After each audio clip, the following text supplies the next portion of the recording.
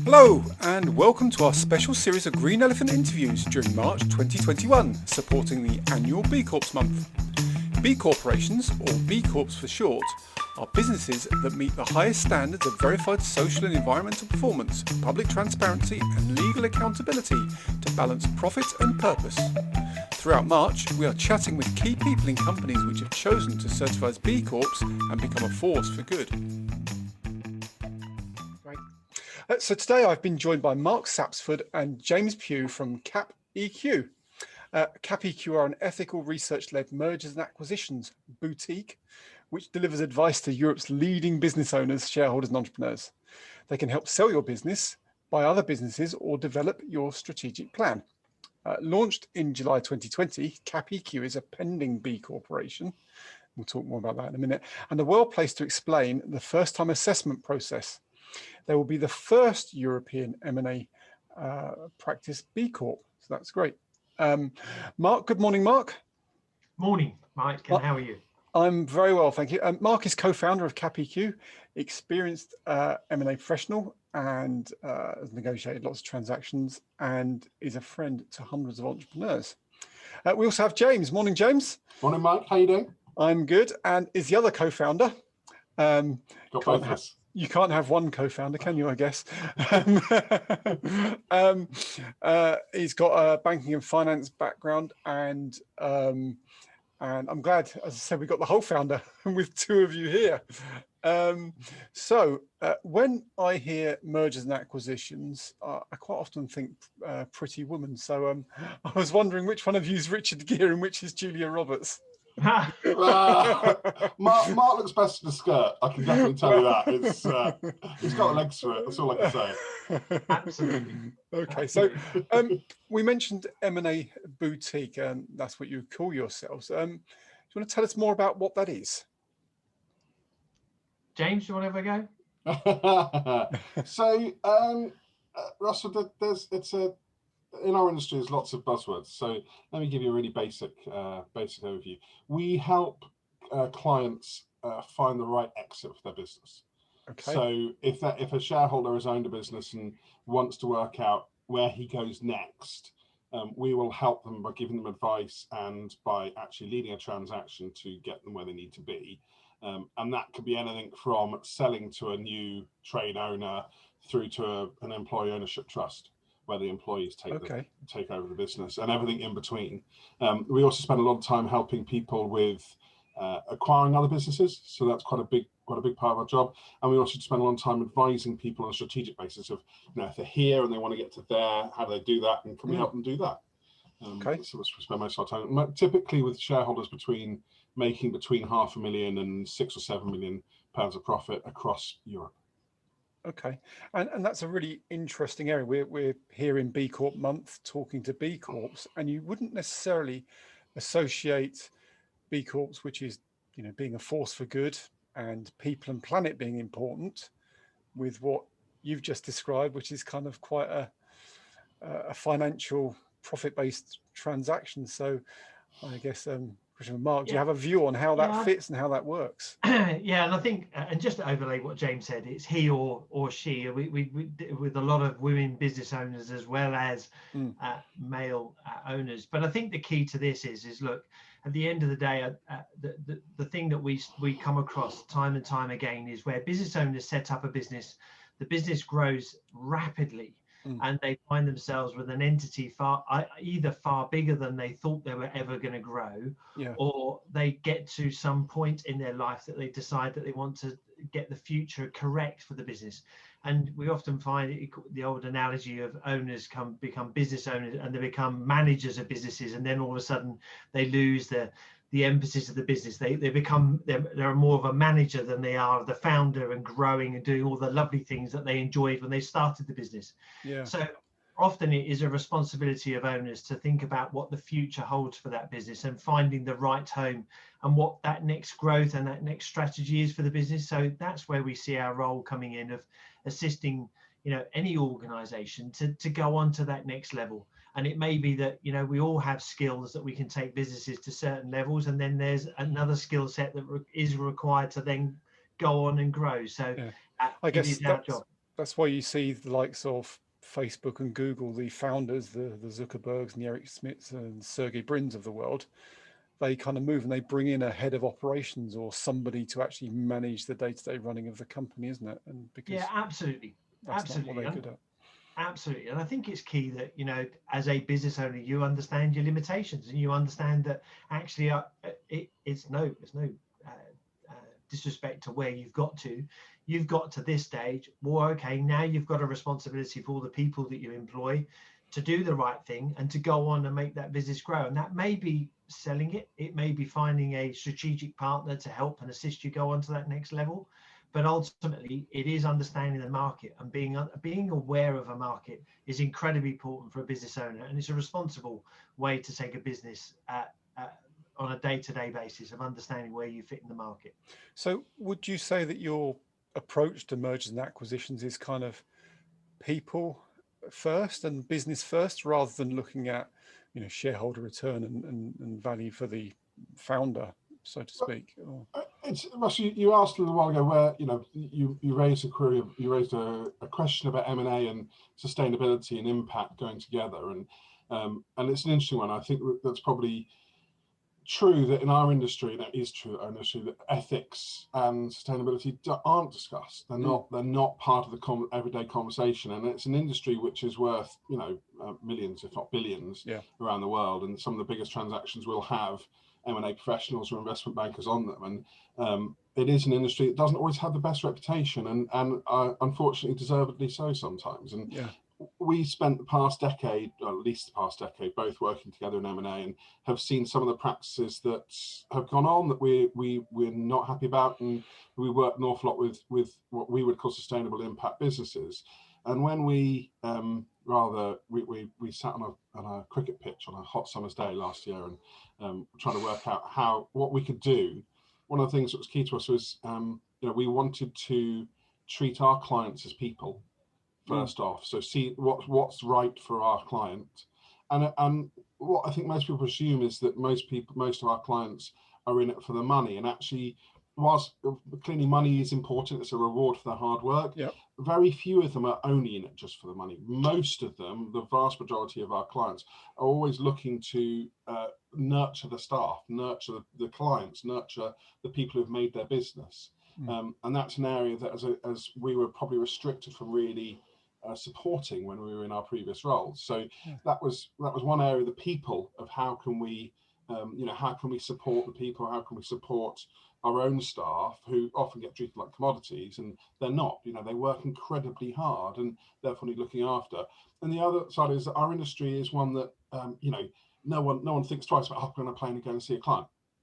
To be honest, some don't think twice about hopping on a plane and going to get coffee in Italy. So you know, there's that needs to change. And that was the other piece for us was, okay, you know, if we're going to treat people ethically and our clients ethically, and what, you know, at the same time, what can we do to reduce our impact on the planet? And, you know, reducing travel, reducing energy consumption, and supporting the transactions that we do.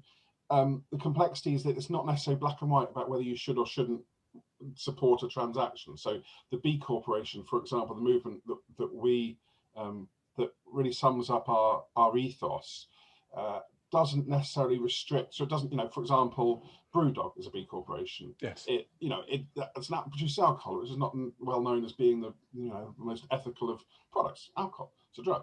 And the same thing, you know, they take stances on weapons. So it's not necessarily exclusive, but it is a case of, okay, what can we do to make sure things are dealt with properly and move things forward in a positive way as possible. Yeah. So you mentioned the sort of the middle of last year sitting on a sunny cricket pitch, which sounds, in the middle of lockdown, sounds an absolute heaven at this stage. Obviously suitably separated. Yes, of course. But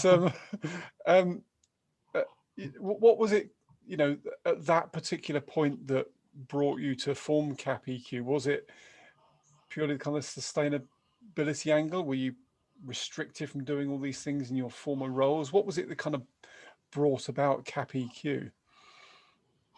Yeah, and a really good question. I think ultimately we spun out of a larger M&A practice, and our decision then was, well, what do we want to do? How do we want to make our mark and really show we were never looking for an ethical banner. Let's put it that way. I think for both of us, both James and I, it was always about helping assisting companies a lot earlier in their phasing, because at where we worked before, it was at the last minute, in the last probably 2 months of a decision process of a business owner to sell, and then expected to then take them through a process that would take 8 to 10 months. And for us, it was like, no, that journey needs to start early. That journey needs to start 2 years, whatever it is, to get to know that business, to help and to shape the business, and to make sure we're doing the right thing, not only for the business owner, but for the business to then get ready to go.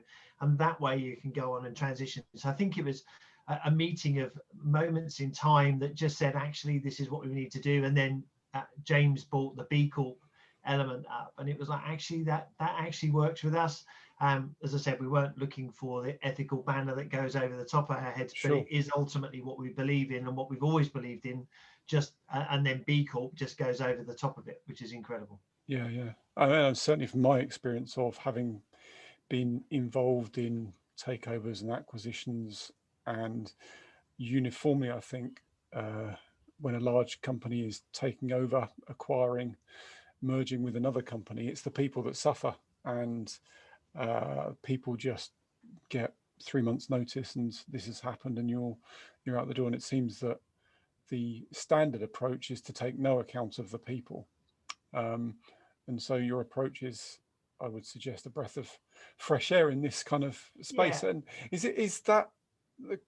what are the kind of the hot kind of potatoes in mergers and acquisitions at the moment? Is there a move towards, as we're seeing in other ESG and kind of more sustainable reporting? There's been a lot of news we've seen about growing interest in that from a kind of a finance and investment point of view. Is that the case in the M&A space as well?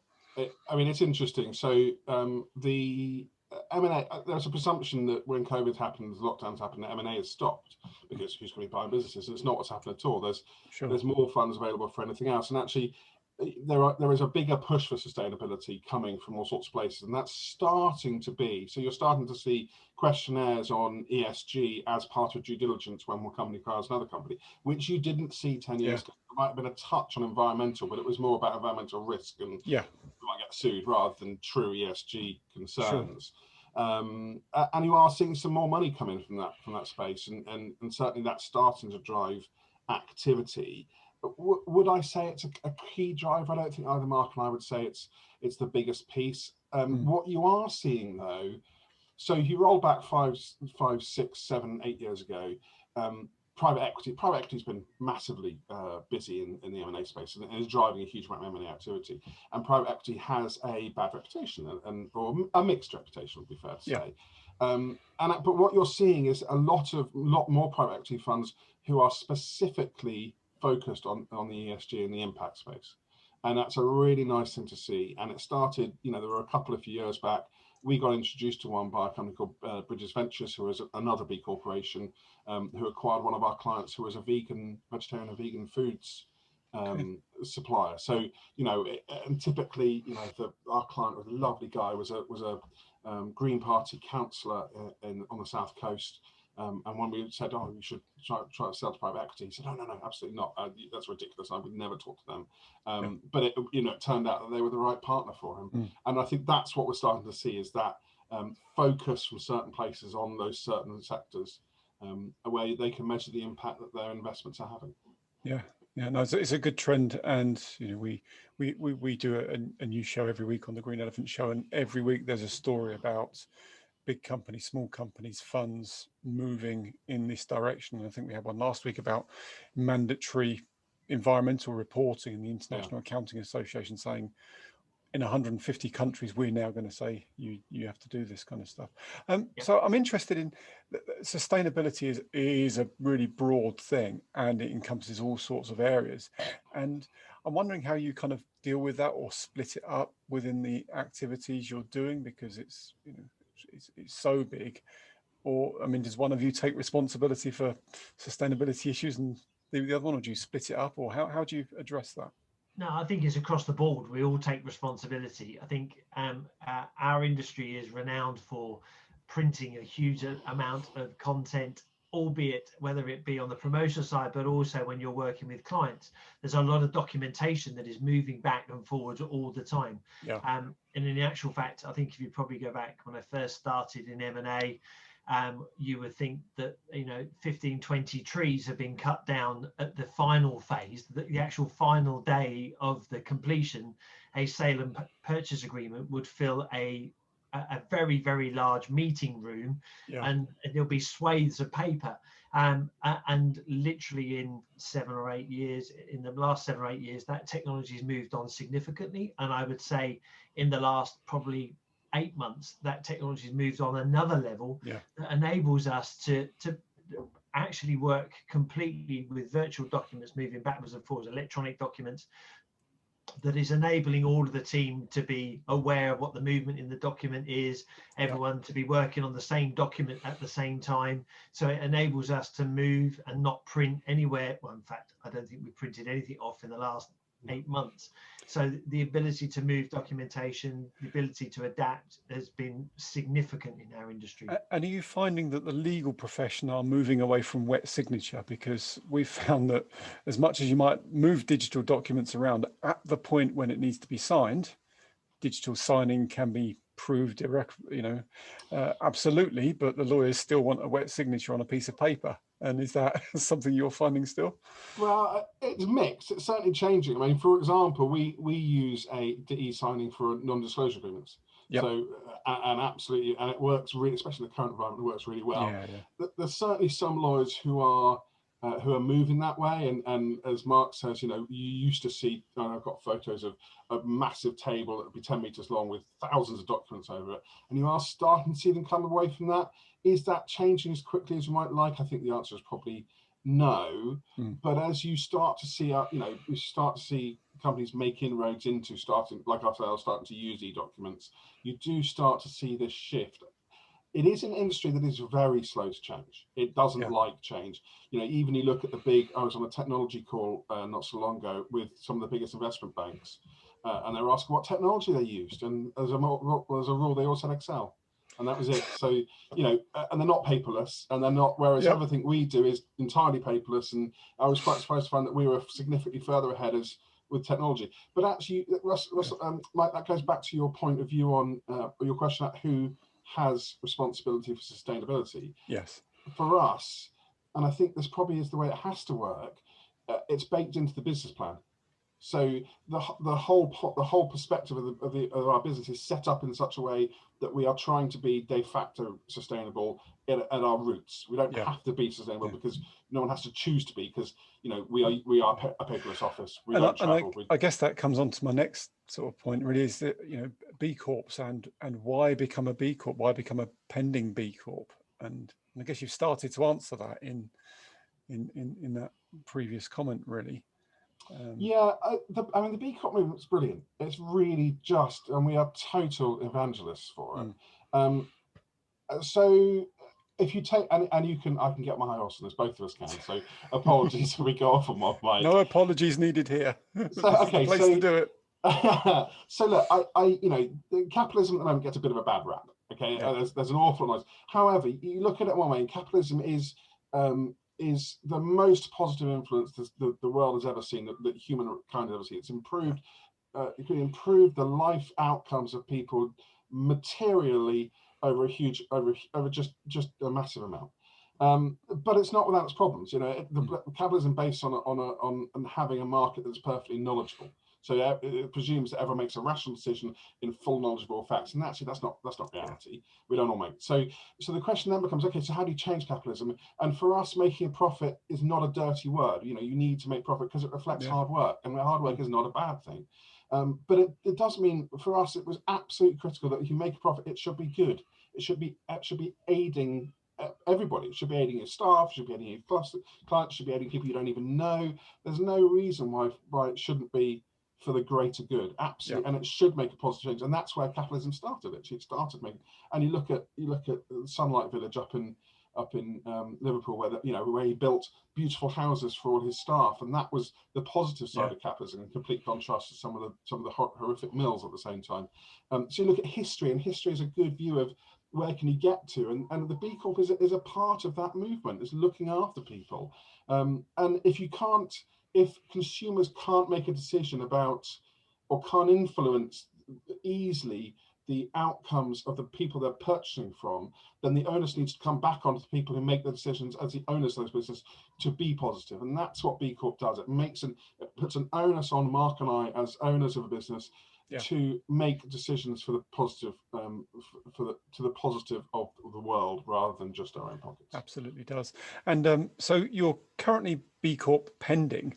I mean, Mark, do you want to talk us through your thinking, your process, where you are in that process, and I guess maybe what B Corp pending is, because some listeners may not know the difference between pending and certified. Yeah, absolutely. So the process to become a B Corp pending is that you've got to look at your business from literally ground up, looking at all of your processes that you abide by, mixed diversity, who do you employ, what type of employee have you got? If you're using subcontractors, do you pay them above minimum wage? And it's basically just having a corporate governance, basically. And you have to get over some certain thresholds to be able to become a B Corp pending once you've submitted. And that's not an easy thing to go through. And I think everyone says the same. The amount of due diligence you've got to put in place, and it's probably a little bit harder as well for when you're setting up an organization, because it forces you to think about where you are today, but where you're going to be in 1 year or 2 years or 3 years, and it'll have a distinct impact. So changing, setting up a limited business, but changing our articles of association straight away, that gives 10% of our profits to our staff, that basically literally how we set up the organization had to be changed. So going through that process took us probably 10 weeks, I think, of going through some heavy lifting without doing everything else associated with setting up a business. Going through that process, submitted our application, B Corp then come back and said, okay, we're going to make you pending, and you go pending for 1 year. And what it is basically they assess you in that year to see, okay, you've put all these things in place, how has that developed? And then after 1 year, they come back, or they come back in between, but predominantly come back 1 year later and then go, right, you said you were going to do these things. Where have you got to? Where are the processes? Where's the documentation that says you are doing these key points? And then you become a certified B Corp. So basically, it just is, you're in a transition period. You've done the hard work, but the hard work doesn't stop. It's sustained every year from there on out. But it's just a way of just making sure that you deliver what you said you're going to do in that year. Yeah, it's really interesting what you said, and it absolutely outlines the point that you've got to want to do it, because it's not easy, and it's not a tick box. And I think that's important for listeners to understand. B Corps have actually done the work and put in the efforts to become a B Corp. It's not a simple tick the box and you're done. And how straightforward have you found going through the process of doing that? Because you've outlined what it is really nicely and succinctly. How have you found doing it? Has it been okay, really tough? Interesting enough, I suppose we come from it from a slight advantage, because we've worked with so many businesses around the world. So you learn about so many different industries. So I think we come at it from an angle of, okay, how's this going to work for us?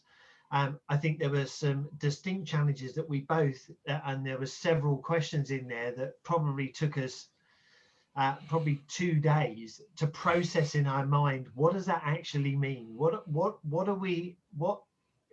Because if you answer the question in a specific way, it means you structurally change the outlook of your business. And what are the challenges that will bring, and what does that mean to us? Do we agree with that, or do we? And I think it was challenging, and there are points in there that you could just tick a box and go, yeah, okay, I'll go with this answer and I'll deal with it in a year. But I think it really makes you stand still and go, actually, bizarrely, I can't move past this question until we've really thought about it, because it's really challenging, and it really makes you think. And I think that's the great thing about the process that we went through, because it challenged not only our perception, but it also challenged our thought processes and what our business wants to look like in 3, 5, 10 years time. So I think it was incredibly good. Yeah, it's a foundational, isn't it? So James, what do you think is the value? Can you put your finger on what it is that you go through all this effort, do all this work to become a B Corp? What does it bring to CapEQ being a B Corp? What do you think the value is? Really interesting question, Mike. And we haven't yet looked at it on a value proposition, not a I don't know if you mean on a return on investment basis, on a financial basis, or a general ethical basis. I mean, so as Mark said earlier, for us, the B Corp was not a means to an end. It was perhaps a flag to the end, if that makes sense. It was there were things in there that we would have done anyway.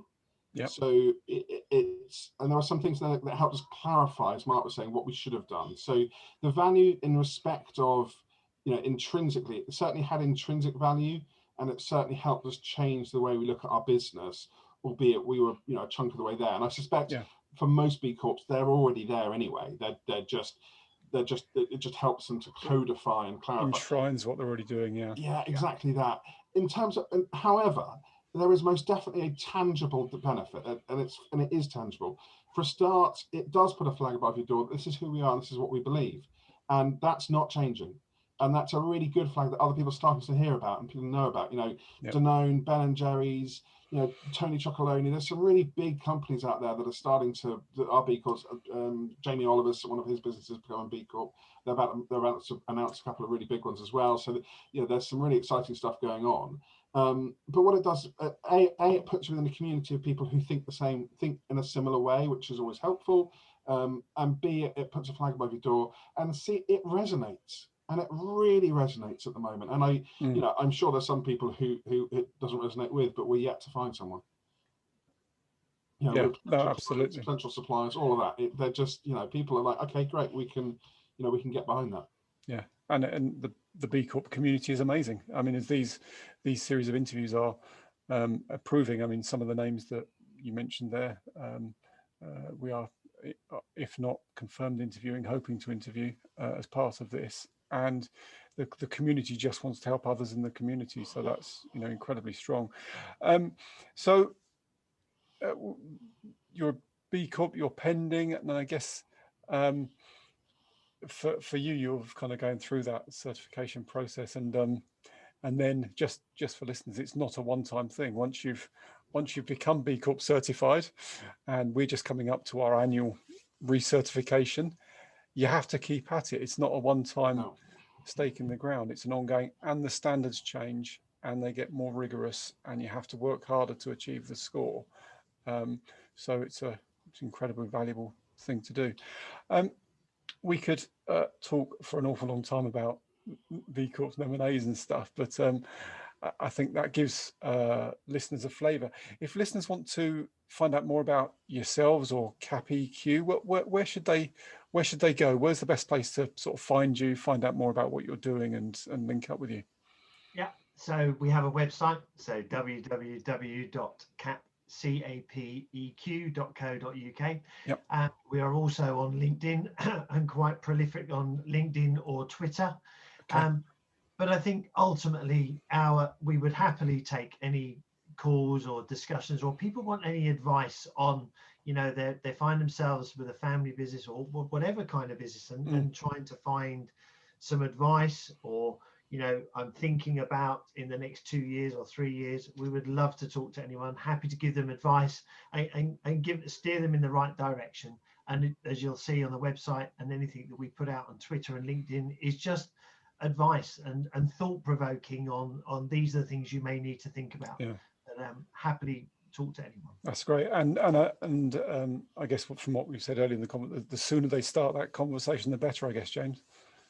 Yeah, no, Mike, that's absolutely the case. And what you find with business owners is that they are so busy running businesses that they don't often take time to step back and look at the wood. That they're so busy focusing on the trees.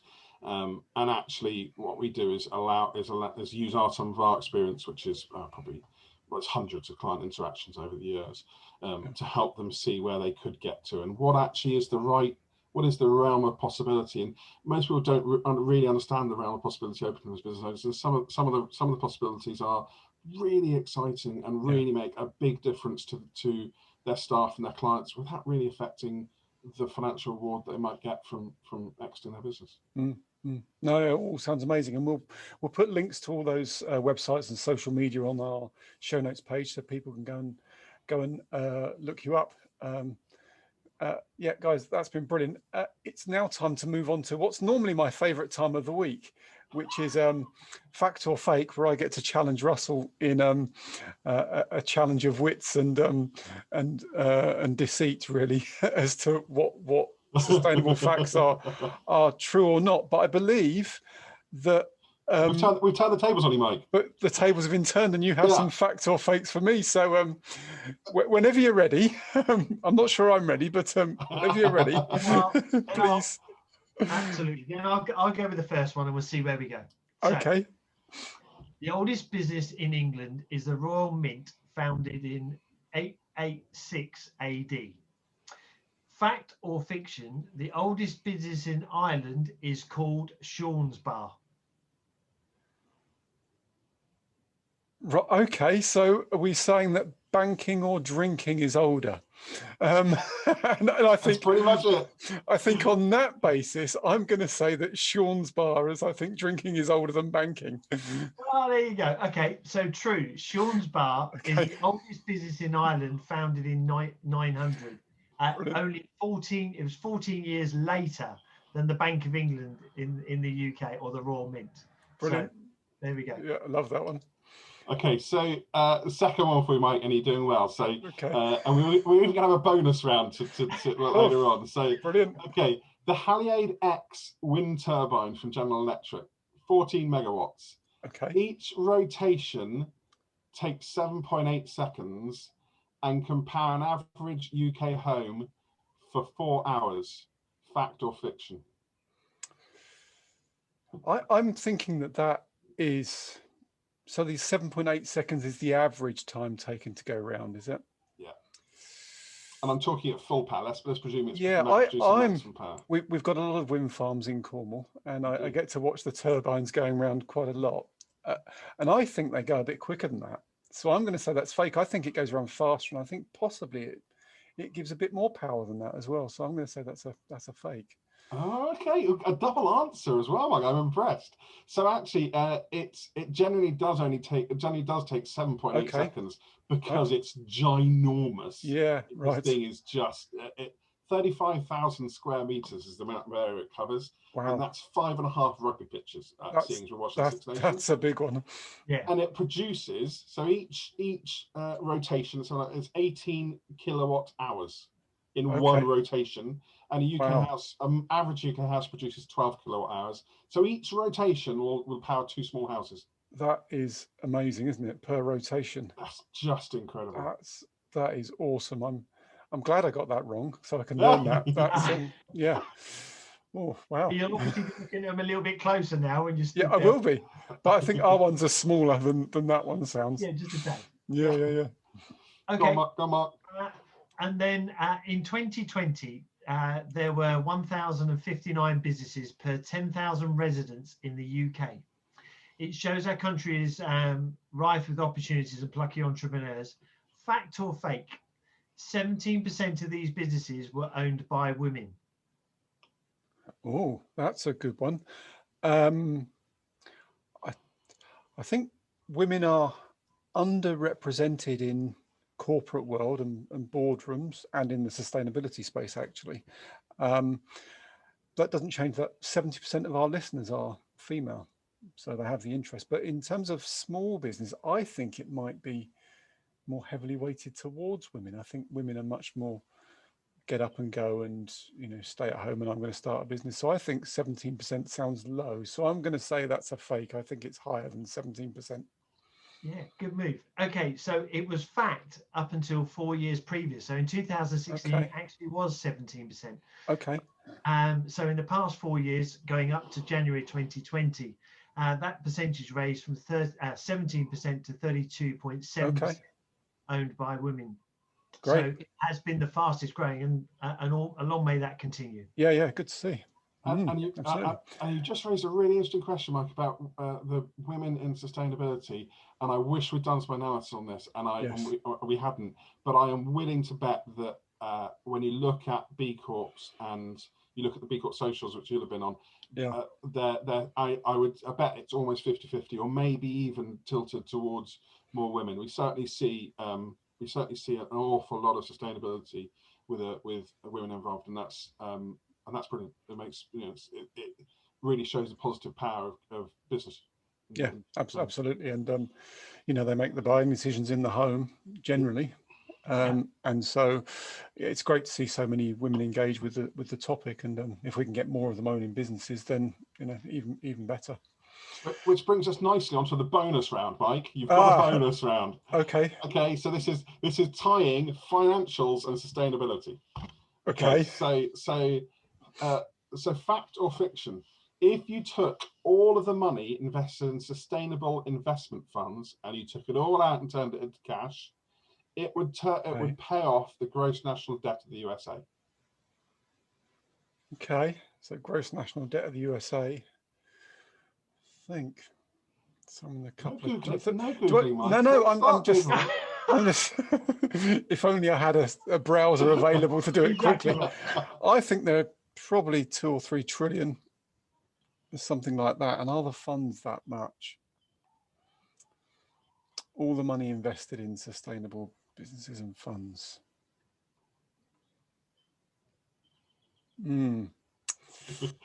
That's a really tricky one. It could be. I'm going to say that's a fact. I think that's true. Okay, so it's partially true. Okay. I have had to check this from a number of different areas because it just seems such a big number. The amount of money invested in funds that will have sustainability as a key facet, so they may not purely be sustainable, but it's a key facet, is $40.8 trillion. Wow. If you liquidated all of that, it would pay off the gross debt of the USA and every EU country and Britain. Wow.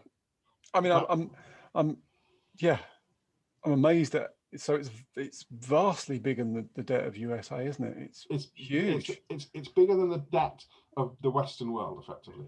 Wow. I mean, it's great because obviously money is going to where it perceives the opportunity to be. And if people want to really improve if people want to really make a difference, there's tons of ways they can do it. But one of the biggest ways they can do it is to take their pensions and put it in sustainable funds. And that would make the biggest difference. Probably there's probably some analysis you could do, but it would make a huge difference instantly. Yeah, it's something we've touched on a couple of times briefly, and it's definitely something to have a more detailed conversation about, because you're right, it's something you can actually do rather than swapping your soap or whatever those kind of small domestic things are. It's something we definitely need to explore more and have another discussion about. But yeah, great. James, Mark, thank you for the facts of faith. They're really enlightening. Thank you for telling us about CapEQ. Again, really interesting. Listeners, go to the show page, follow the links, speak to the guys, get some help if you're at that stage in your business life cycle. And until next time, I just want to say thank you so much for being part of our B Corp Month. And we look forward to speaking to you again in the future. Mike, thank you. Mike, is it too late to add one more thing?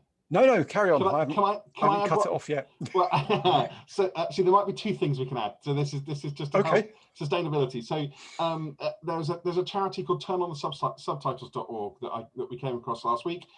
If you want to materially improve the literacy of your children, turn on the subtitles on the TV program. And let's be honest, we're all stressed as parents about how much time the children are watching TV. In screens, yeah. And that's the first one. And Mark, do you want to take the second one in terms of emails? So here's a sustainable action. Unsubscribing to unwanted emails. Each one of those saves 10 grams of carbon. Yep. So just, if you want to be sustainable, that's what you want to do. That's a great one. We've reiterated that one a number of times. The numbers of Okay. pointless email that goes around, and it's worth another reminder. Just unsubscribe. You Yeah, won't read it. Unsubscribe from it. Guys, thank you. I forgot to ask you for a tip, so I'm glad I'm glad, James, that you kind of stopped me at the end and made us do it. But yeah, great. Thanks, guys. Thanks, Thanks, Mike. Mike. Cheers. We really hope that you found this special B Corp Month episode both informative and entertaining. Make sure you don't miss any of the other 31 interviews with B corporations who are striving to be a force for good. So make sure you subscribe to our podcast so you don't miss a thing. And don't forget to spread the word with others. If you have any questions about being or becoming a B Corp, or any comments and suggestions about the show, please do get in touch. You can email studio@greenelephant.show or visit our website greenelephant.show, or find us on Instagram, Facebook, LinkedIn, YouTube or Twitter by searching for Green Elipod or The Green Elephant Show. You can also review the show on Google and Apple Podcasts. Join us tomorrow, and we hope you have a sustainable day.